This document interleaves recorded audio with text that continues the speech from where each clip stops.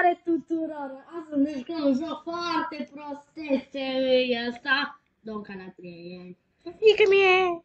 Da, l-am pe Luca alături de mine, dacă nu v-ați dat seama. Ok, hai să intrăm. E posedat, nu mai contează. What the fuck, e cu limba lui. Bă, Luca, termină că nu proștezi. Fox. Club of Socks. Fox. Stai. Peste Bow Kong. Stai, nu. Pune Dandy. Bun, hai să... Nice. Da, foarte fricoș. Foarte fricoș. Da, foarte înfricoșător. M-am speriat de-a mort. Hai să punem... Stai să-i trimitem mesaje. Să-i trimitem mesaje. Scriu WTF.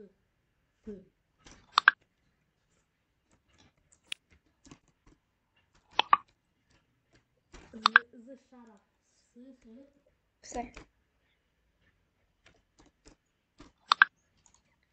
Zi. S A T P. Nu, S A T. Nu, șterge. T. Nu, stai.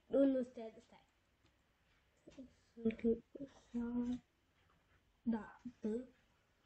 Stai, unde T? T A Nu, U P. Spațiu U P.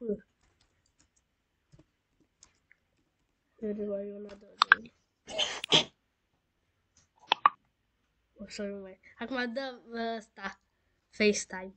Adică să vezi cum fac.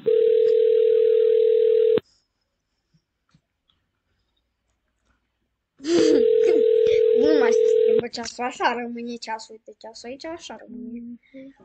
Și am 0% bateria, dacă nu ați văzut. O facem poză? Câtă poză?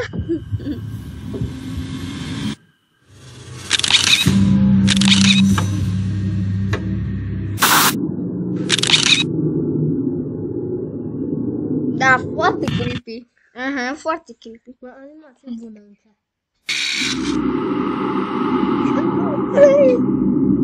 Uai. O să skip de toaletă. Bye bye. Pune Grinch. No, Nu, pune Skibidi Toilet. Da, pune Skibidi. Nu, Skibidi toilet. Skibidi toilet. Skibidi sigma. Gredi Ronaldo skibidi toilet. Da, foarte.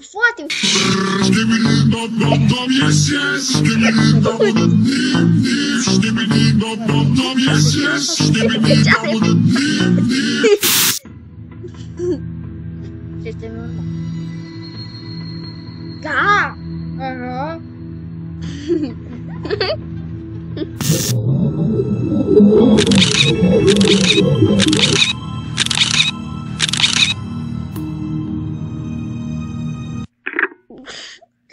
Până am... Cine era?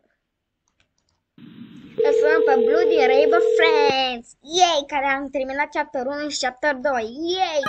Fac și videoclip dacă vreți să terminați chapter 2.